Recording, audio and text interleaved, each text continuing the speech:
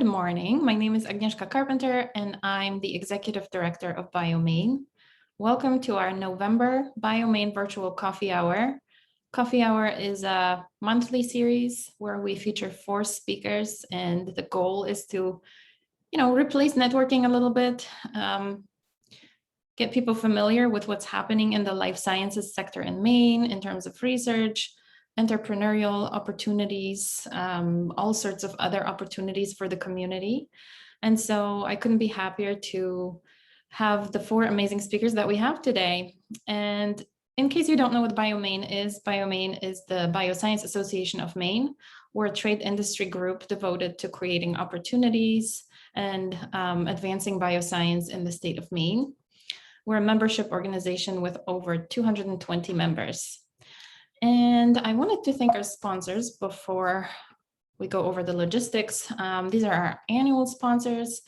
Without you, we wouldn't be able to do anything that we're doing. If anybody's interested in sponsoring us in 2022, we definitely have opportunities for that as well.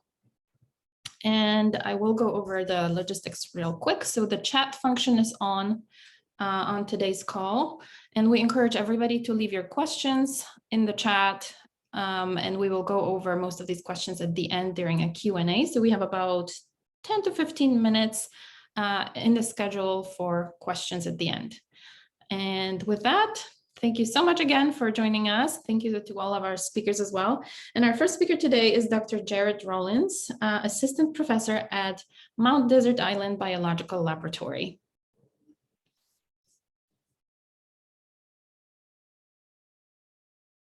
And Jarod, we don't hear you yet.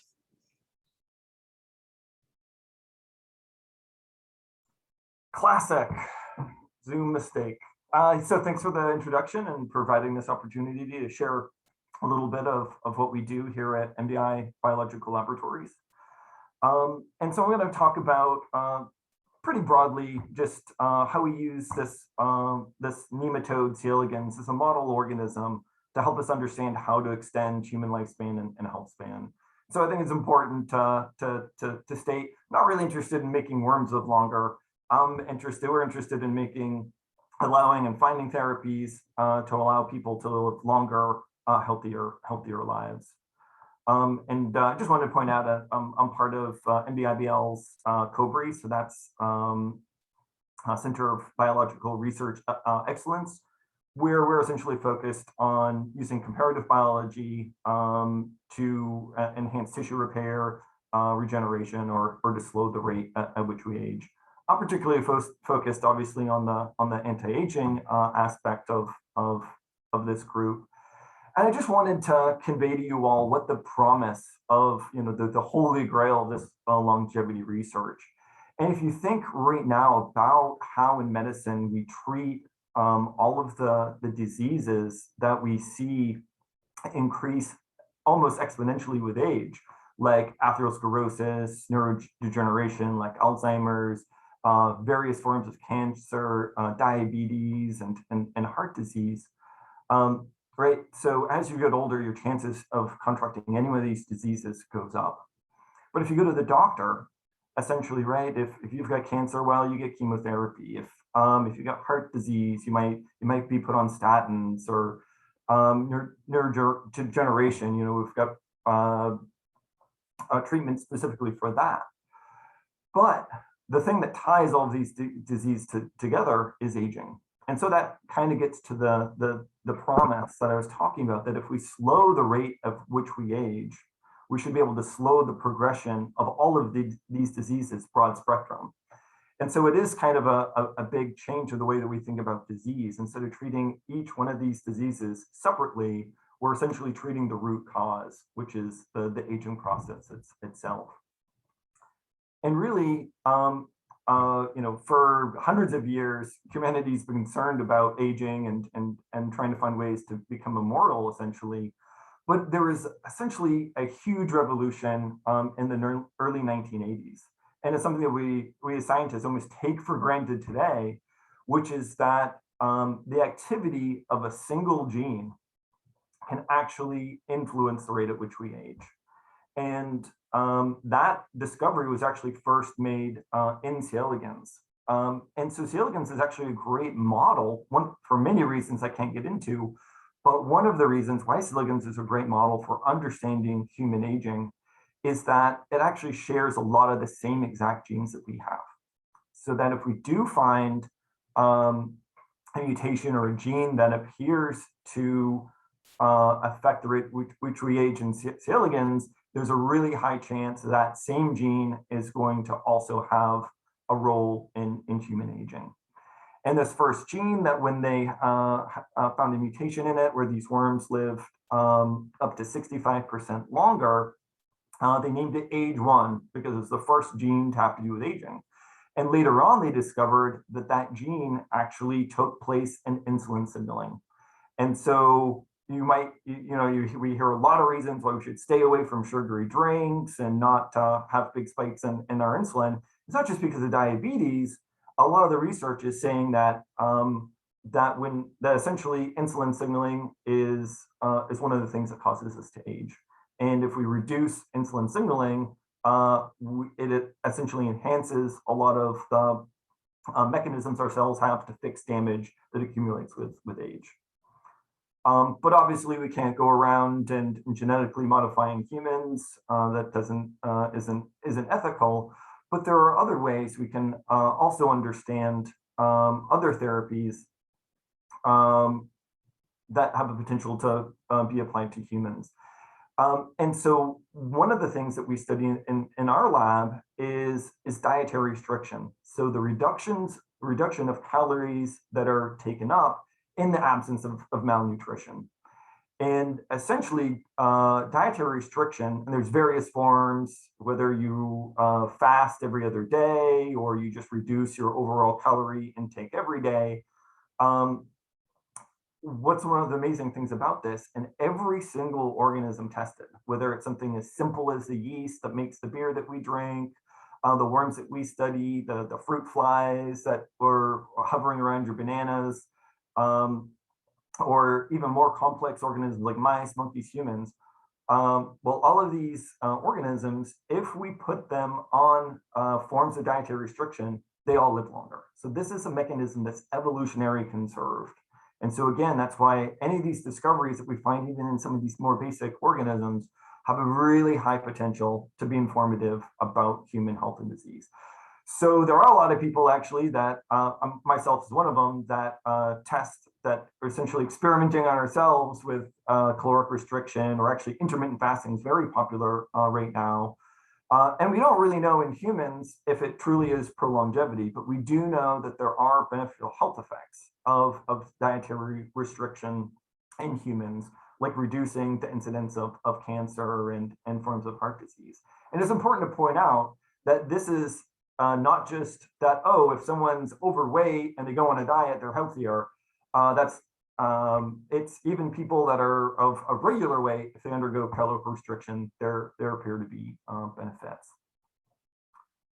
And so one of the ways that we essentially look at the health span and lifespan in C. elegans is something that we've started recently in the last couple of years, where we use this microfluidic-based chip, where essentially we can put the worms on this chip, and the areas, fake colored greens, you get an idea for the scale of this chip. We hold it in our hand.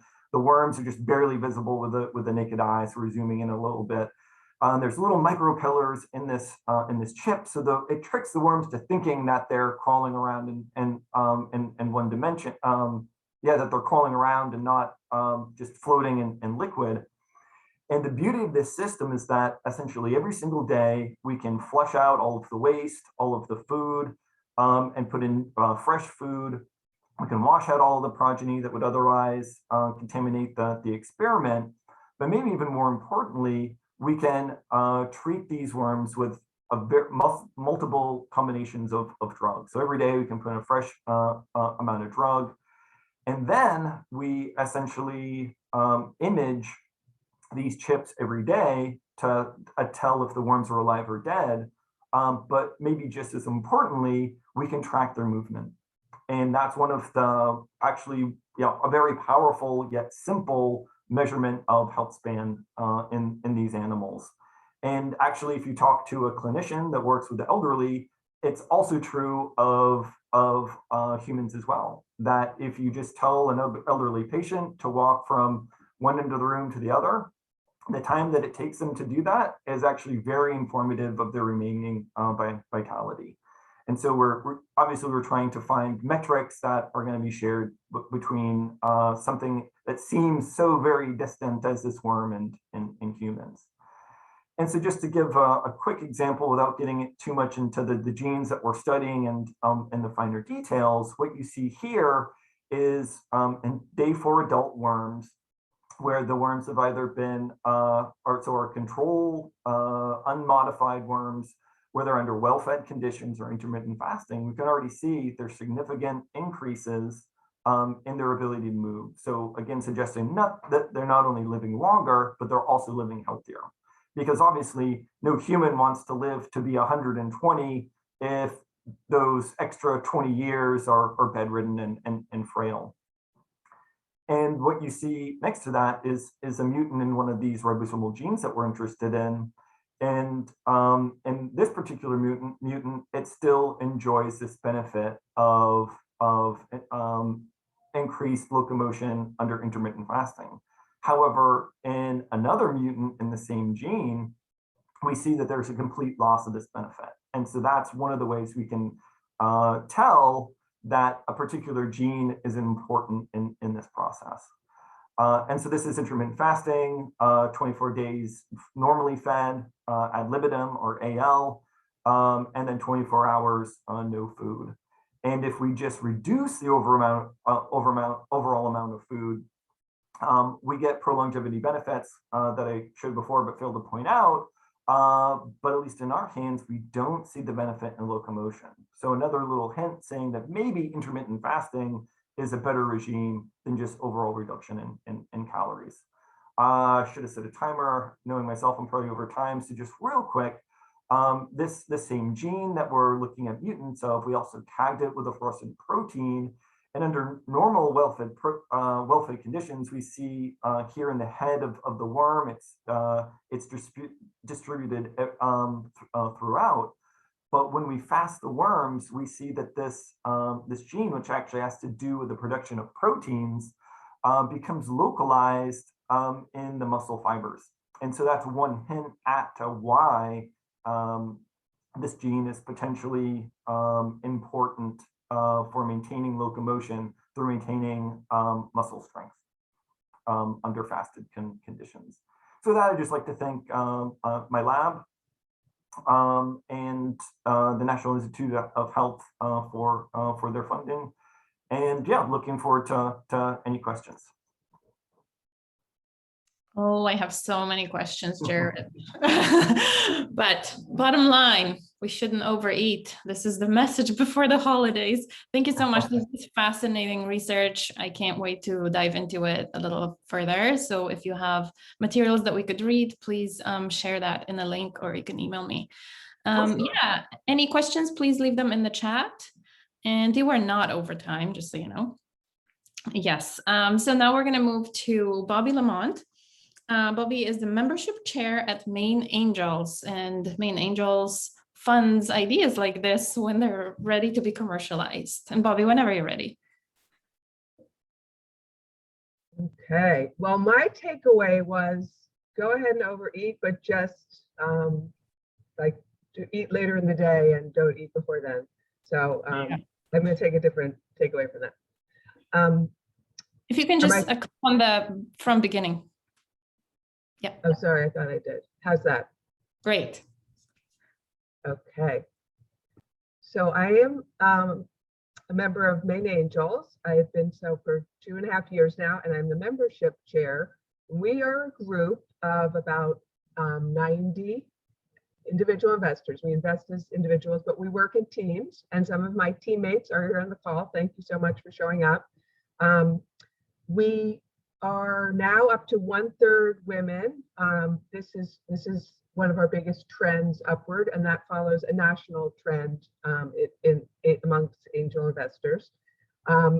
We have some data from 2020 that as individuals, we invested more than $3 million in 19 companies. And we launched a new pooled fund called the Dirigo Fund, about to open a second one, and $2.4 million get invested there. It's been a wonderful carrot for the companies that apply to us, because as individuals, our check size tends to be 10,000, 25,000. We are getting some deeper pocketed members who go into the six figures, but as a fund, Dirigo check is typically $150,000 to $200,000, and they come through the door of our due diligence process. One of the most rewarding things has been working with state agencies for companies that meet state goals. This number looks intimidating, that 150 came through our screening portal, which is on our website, and only 18 were selected to pitch. But if you really drill down on the criteria that's described on the website, if you are Maine-based and you have a clear market and you have opportunities for scaling, if you have revenue, we really like revenue, although about half of our companies come in to us pre-revenue. We tend to be come in early, come in on the small side, and we tend to come in for lower valuation deals, although that is changing for us, and a new report from the Angel Capital Association indicates that we are part of the trend that angel groups in general are getting a little bit higher on the food chain. Let's see. I want to point out that, once you pitch, I want to look at these interfaces between these. So you have a pretty good chance of proceeding to due diligence if you've pitched, and you then have a pretty good chance of receiving investment if you've been through due diligence. There is a circle loop here. So if you slipped through, if you did not get investment, we very much pride ourselves on ongoing conversations, helping companies come back to us with any gaps that we saw. We want to have those conversations, let them know what we would like to see, and welcome them to apply back again. We also encourage companies to come talk to us before they submit into our portal. If you come in with a sponsorship of a member, you have a stronger application. And move on to the next slide. We do pride ourselves on funding in Maine. We make use of the Maine seed tax credit for many of our members. That is an incentive. It de-risks our investment tremendously, and we are investing in one of the least fluid, longest term, highest risk segments of investment that's out there. This is actually our current list of all the years medical and technology companies. Only 2 of these are Maine-based. So this is bioscience is actually our largest sector of investment, but it also happens to be the sector that's least represented by Maine companies for now, and that's an important for now. We're very excited about all the support organizations, such as the Maine Health Innovation Center, Rue Institute has, and importantly, the Maine Center for Entrepreneurs. I had a great conversation with Paul Fitzpatrick this week. They've got incubation going on with biosciences, and we're hoping to see more from Maine. Right now, it's because we are part of the Angel Capital Association. We've got Boston right down the road. We know our members have lots of contacts in that community, and so a lot of these investments have come to us through syndication. But the good news for Maine companies is that we can also take a company like Rockstep Solutions and syndicate to the New England region as well. This shows you where we stand with our partners in the funding ecosystem. We tend to be fund in what is referred to as the valley of death. So while we do not have a tremendous amount of dollars to invest, we think that they come at an important time and find that very rewarding to help bridge from the research funds, such as Jarod was saying, National Institute of Health, to the point where you can go out and get venture funds. The recent Angel Capital Association funding report for 2020 had an interesting piece of data that every dollar of angel money leverages $6 of investment dollars. So for the US, it was 650 million, was leveraging 6 times that. We love that we can sometimes talk to MVF and MTI and say we have private investors who believe in this company and that can leverage public funding. So we really, I would say we as a group, as I said, we're all individuals, but when we go around the table to why we are there, the thing that you hear more than anything is that people are excited about the opportunity to work with and support and invest in companies that are going to bring good jobs to Maine. So I encourage you to find me on LinkedIn, encourage any questions now, and I think that'll be it for me until the Q&A. And I'll stop sharing. Thank you so much, Bobbie. That was very informative. And just as a reminder, coffee hours are here sort of in lieu of networking. So if anybody would like to connect with Bobbie, Bobbie mentioned LinkedIn, but we are also willing to share everybody's email contact. So just contact us after the event and we can take care of that. And once again, the chat is open for Q&A. Please leave your questions there. So now we're going to move to our third speaker, and our third speaker is Zeynep Turk from Maine International Trade Center. Zeynep is the senior trade specialist there, and for those of you who don't know, although probably most of you do, Zeynep is also the president of the board of BioME, and Zeynep will be talking about international opportunities for life science companies. And Zeynep, I'll begin sharing my screen now. Thank you. Very excited to be here. As Agnieszka mentioned, I work for the Maine International Trade Center and work with life sciences companies. So that's the crossover between BioME and MITC. During my presentation, I'll give you a brief overview of our services and also talk about some grant opportunities. And as Agnieszka mentioned, this is just very quick overview, so would love to, if any of you are interested in exploring how we can help you with your international business more, or these grants, how you can take advantage of them, use them, I'd be happy to talk to you more. So with that, I'll start. So why do we do what we do? Why does Maine International Trade Center? So we are the economic development agency for this international trade, and here are some numbers. I won't go through all of them, but international trade supports about 176,000 plus jobs, more than 1 in 5 jobs in Maine. Foreign-owned companies employ almost 35,000 Maine workers. So I have statistics here. This is the 20, but I'll also share with you 2020 just to show you the comparison. In 2019, over 2.7 billion in goods and services were exported to 176 countries.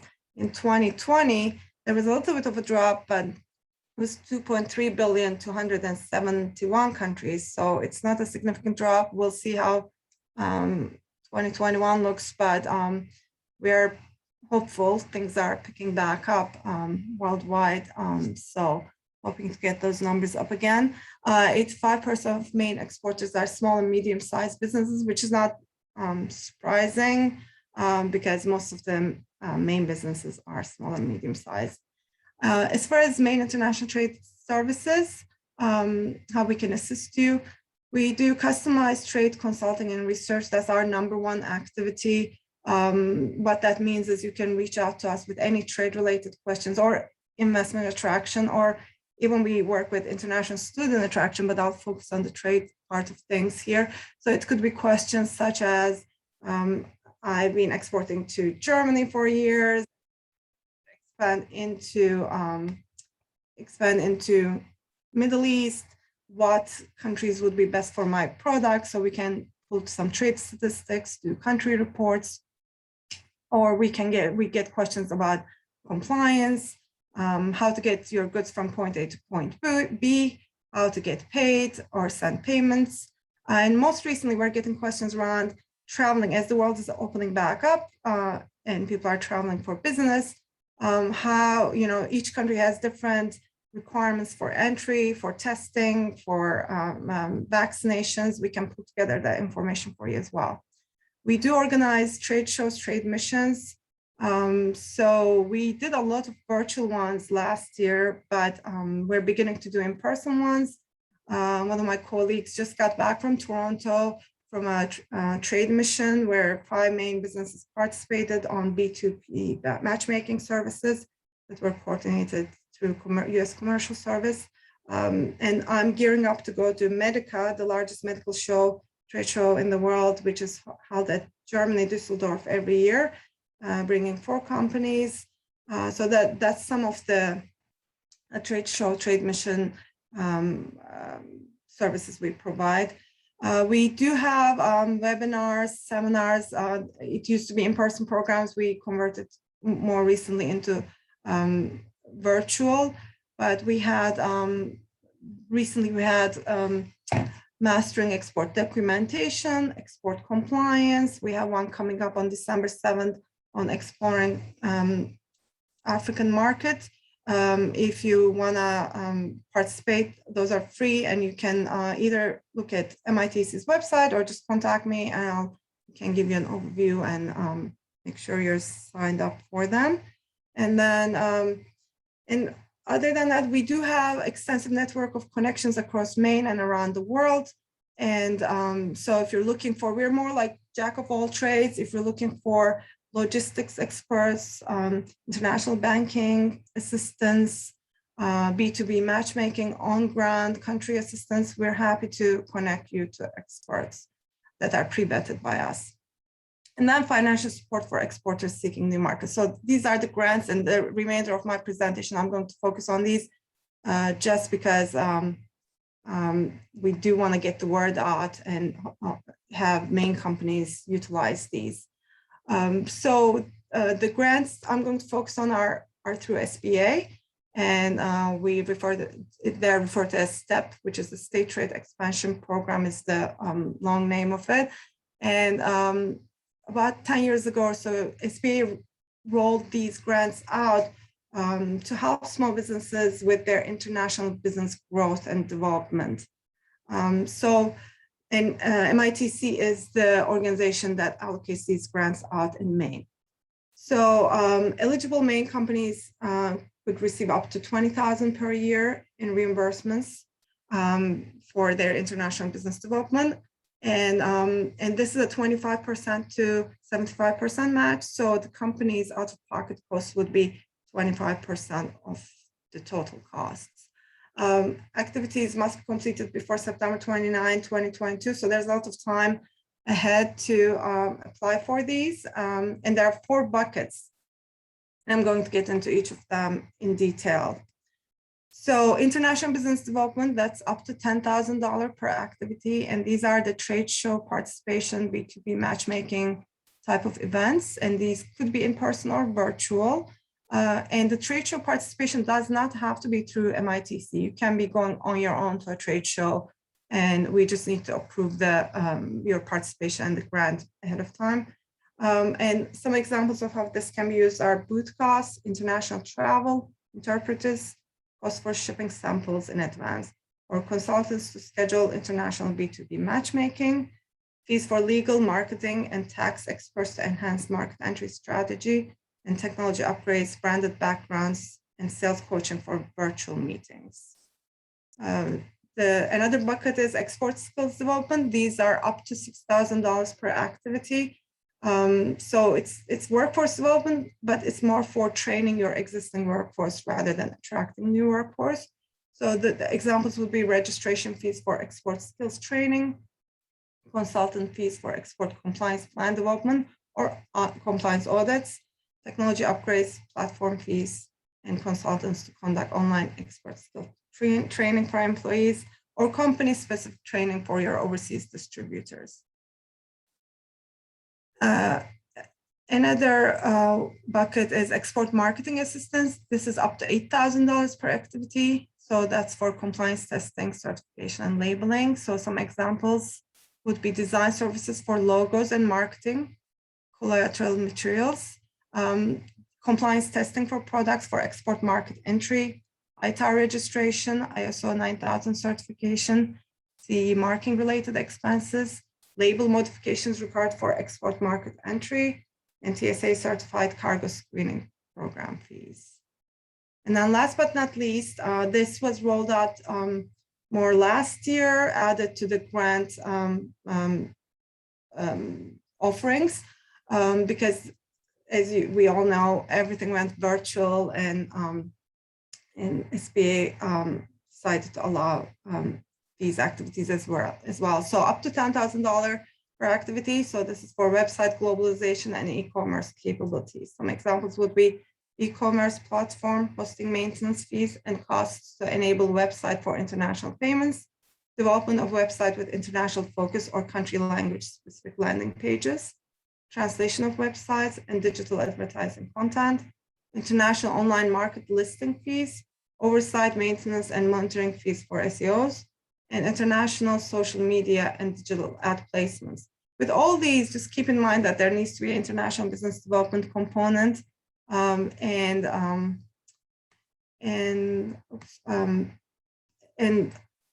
like I said before, this was a very, very brief overview just to give everyone an idea and introduce you to Maine International Trade Center services and to the STEP grant. And I'd be more than happy to talk to you further. I'll share my email again on the chat.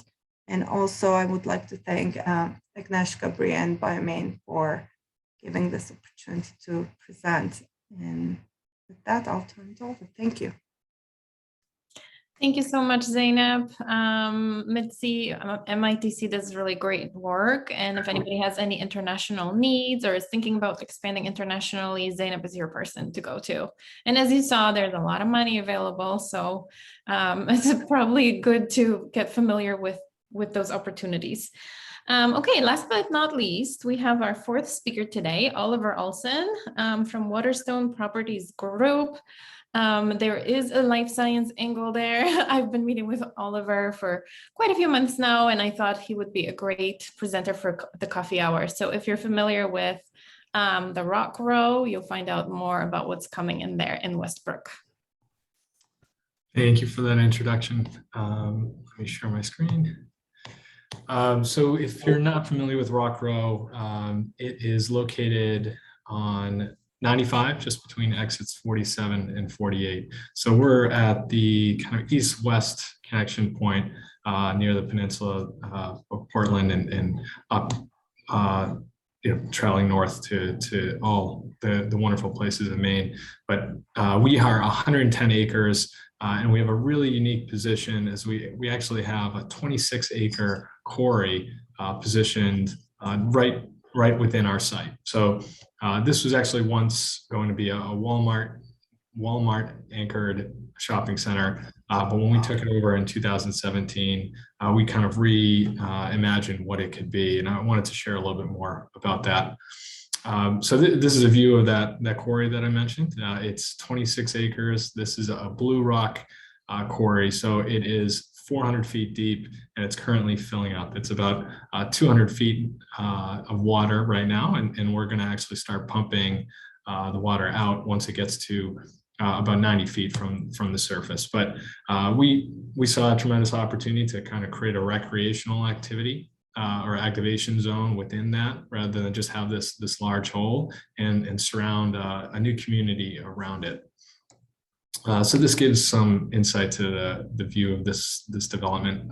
The aesthetics are very much inspired by the waterfront in Portland. But what was interesting in the last 18 months with COVID is we had a pause essentially in our retail leasing, and we have multiple phases of this project, but the core phase 2, that was going to be our kind of urban district, and where a lot of this dynamic retail experience was going to be. And in that pause, we had the opportunity to kind of look at other opportunities in Maine. And we spoke with the Rue Institute and actually engaged a consultant that was working with them. And they had a response when they saw our site that, look, this looks exactly like an innovation district that they were designing intentionally for the Research Triangle in Raleigh, North Carolina. So hearing that and recognizing, the opportunity within innovation and how innovation districts have kind of helped economies rebound after economic crises, we asked the question, what would an innovation district look like in Maine? And unfortunately, looking at our site, we had, innovation districts is a relatively new concept, but there is a playbook now. There's essentially key assets that are all common within successful innovation districts. And our site essentially had many of these already. I think what we were missing here and what's not green is kind of these innovation cultivators, which I can share a little bit more about how we define that. But, we asked the question and brought together 17 innovation leaders. We had members of Maine Angels as well, and asked the question, if we were to create this, how can we make this authentic to Maine? What would be the sectors of focus? What are the gaps that we might be able to fill? And in that process, there were high priority sectors. Naturally, bioscience, health tech, medi device, and pharma manufacturing were the highest priority. This is not unique to innovation districts. Life sciences, being the growth sectors, are traditionally a focus. So there were also kind of these medium priority sectors that where Maine has a chance to really lead and kind of are already recognized in many ways. And that's the traditional industries of agriculture, fisheries, aquaculture, and timber, as well as food innovation, the tremendous food and culture that's in Portland as well as Maine, and this idea of wellness as well. And so, looking at, coming out of that and looking at the assets that we might be able to address and kind of look at this development through a different strategic lens, we thought, okay, we have a medical campus anchored by New England cancer specialists and Dana-Farber. We have residential buildings. We have, a food hall that we already had. But if we took it through the lens of innovation, the food hall could actually be an incubator for restaurants and for new food concepts and focus on sustainability. The office tower could be representative of the timber industry and support with the CLT, bringing CLT manufacturing to the state. And even the conference and event center, that is an opportunity to bring people in for conference and events and allow them to experience Maine through a different lens. So we were almost looking at Rock Row as a new entry point, a new door into Maine. As part of this also, you see Smart Labs, which would be an incubator, life science incubator concept as well. So as a whole, I mentioned that there's multiple phases. Phase 1 is neighborhood on Main. That is essentially open. We have that is all open actually. And we have Market Basket anchored there, REI, Paper Store, Starbucks, Chase, and several other fast casual restaurants. The medical and research campus that New England Cancer Specialists is anchoring will be opening up at the end of 2023. So that's the next phase, along with a 350 unit residential building in the far upper left corner, as you can see. But being able to bring these pieces together and have a life science campus and potentially even GMP manufacturing in close proximity, that becomes a really dynamic environment for our life science partners. And that's where we think, we can help kind of bring some of these other companies to Maine and support, the infrastructure needs. And what we've learned in this process is there are a lot of life science companies that want to stay in Maine or are in Massachusetts and want to be in Maine. And the reason we haven't necessarily been able to provide a home for them is the lack of life science incubator labs. And so that is something that we're hoping to address as well. In asking what the innovation economy's needs were, it was really interesting that everyone had this, we're in agreement that there was a need for a change in perception in terms of not just how others outside of Maine perceive Maine, but those within Maine also perceive the state. And essentially it's a product of not having innovation be something that's actively kind of promoted in any way. And with LL Bean and Maine tourism doing such a tremendous job of telling the story of Maine as a tourism destination, and Maine being vacation land as well, there's a need to kind of address that. And that's what we heard. And then also the need for demonstration of public-private collaborations, creating a center of gravity, as well as specialized assets, as I mentioned, kind of the infrastructure gaps. So, since then, that was November of 2020, we've been working together with a number of groups to kind of launch some of these pieces. And some of these were very much intentional, some of them were organic, but an example of the change in perception, gathering these 17 innovation leaders and kind of connecting with the community in Maine, we were consistently hearing the need for visibility and marketing support. And everyone was doing this individually, but they all had a great innovation story. So we approached DCD and said, look, we can actually create a platform and create something that's a little bit more impactful, that will have a halo impact on the brand of Maine. So being able to take those marketing funds and put them within a platform that provides much greater visibility and becomes more effective was the strategy and thought process there. So we actually launched that with Live and Work Maine at the end of June, so beginning of July, to help tell that story of Maine. And I'm going to share a little bit more on that concept as well. But the CLT office tower, that was something that we announced in June as well. And that's something that we think there is a need to have a pioneer in the marketplace to demonstrate that this can be done. And we're very willing to do that, and have seen a tremendous response in terms of the interest and the benefits of CLT, both from a sustainability standpoint, which was an education for me, but also the biophilic and mental and wellness components that are so valued today after COVID as well. And the conference and event center we just announced, that was in the Portland Press Herald as well at the very end of October. And the intent there is not only to have a conference and event center that will be a gathering place, but also a smaller innovation hall that is also traditionally in spaces in innovation districts.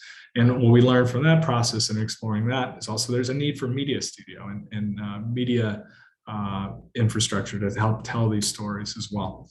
So we're in the process of working with Focus Maine and others to try to address the infrastructure gaps as well. But life sciences is a growth sector. Massachusetts especially is at capacity, and real estate is through the roof in greater Boston, trying to meet the needs of the life science community. So we do think Maine is a great destination, and we want to make sure that companies that are growing in Maine stay in Maine as well. So I can go through the next few slides pretty quickly, but just wanted to give you a glimpse into the CLT office tower and what that looks like with a view into the quarry. And then the state of innovation platform. Yeah, I'm happy to share more, share a separate deck on this that has more detail, or share this deck with anyone as well. But we went through an RFP process and selected an agency that did a tremendous job of kind of modernizing some of the common aspects of the Maine brand, to resonate with the tech and life science community, and package it in a way that's true to Maine and authentic to Maine. And so they took essentially the Maine flag. I know there's a couple out there, but the more modern version, I would say, and took the colors as well as Live and Work Maine to create this new look and feel that's modern and has been received very well. But what they presented to us was the idea of, look, the story needs to be told. And with Mainers, there's a natural kind of modesty that having a platform like this could help, but it's a strength in what makes Maine so attractive. So being able to demonstrate that, Maine has an approach to innovation that's thoughtful, it's conscious, it's sustainable, and telling that story is telling Maine's story, but it's also resonating with the kind of people that we want to welcome to Maine as well. And so, creating these 60-second videos that tells the story of Maine, but also shorter videos as well that focuses on the proof points, like Jackson Labs, like MDI is a great example as well, to tell those stories and provide visibility to that within the state, so people know what's happening. It can be advocates for Maine, but also outside, and help people know that there is a community of innovators and of life science professionals, and this is a hub of innovation in many ways. So this platform is intended for social media and digital, but also creating a coffee table book as an example, and having those in Airbnbs and hotels, and being able to tell that story is a way for us to address the interest in Maine and those who typically are considering Maine when they're here visiting Maine. So having billboards, we can't do this within Maine, which is a wonderful thing, but we can do that outside of the state and tell the story. And Agnieszka, I know we have to update the number of life science companies. I think you have an updated report, but being able to tell Maine's story and tell how Maine leads is the intent with this campaign, and in order to recruit both commercial and human capital to the state. So, right now we are being funded through private partners, and Live and Work Maine's been leading that charge.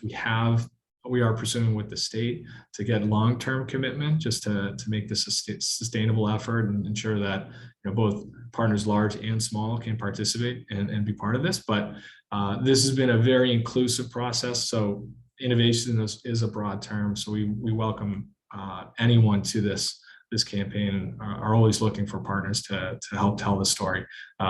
So wanted to share both that opportunity and what we're looking to do at Rockrow. Should it be valuable to anyone? And I think one important thing that everyone asked me in terms of time frame, when are things coming to Rockrow? I mentioned the medical campus coming at the end of 2023.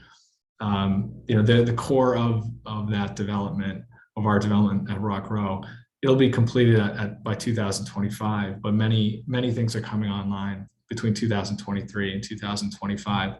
So, the life science incubator, we're hoping we can fast track that because we know there's existing demand, but there's a lot to be done to make that happen. But these are some of the committee members as well from the State of Innovation campaign. I'm sure there's a lot of familiar faces here as well, but always interested in kind of learning more about what people are doing and how we might be able to support, and appreciate the opportunity to kind of share more about Rockrow and what we're doing.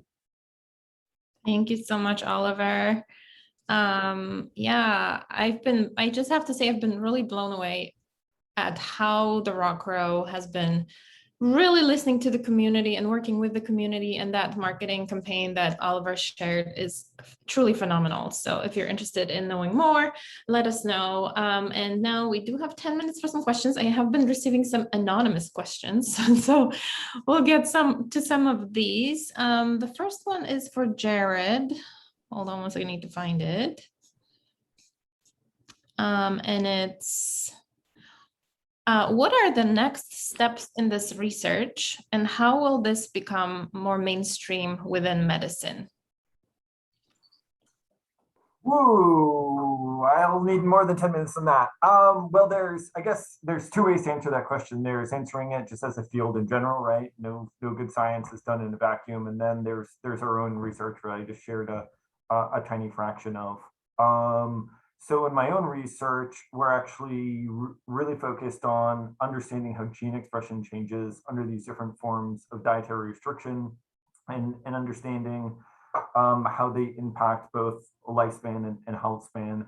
And our focus has actually been on a point of gene regulation that most people don't think about, which is based on translation. So mostly people look at when a gene is being turned on or off. Well, I don't want to get too far into it, but I think as a field, right, the going forward is really understanding the interaction between diet and our own personal genetics, right? Because as humans, we are outbred, we all have a different shuffling and assortment of different genes.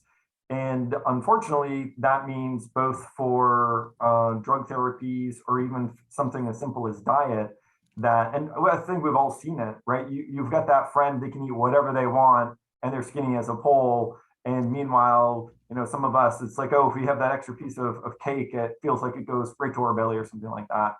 And so that, I think, for the field is real understanding this interplay between individual genetics, and diet, if that even starts to answer that question. Yeah, thank you so much.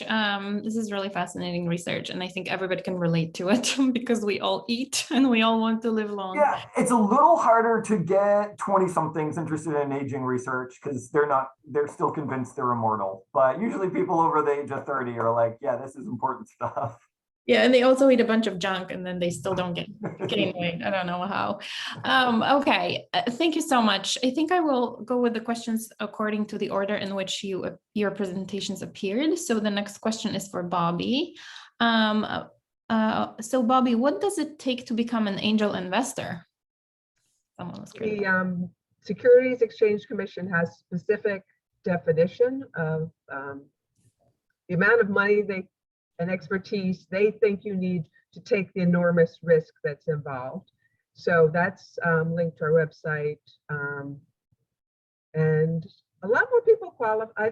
There are a lot of people out there that qualify financially that just don't realize that they can be a regular person with a regular background, or that maybe I was not a CEO, I was not a founder.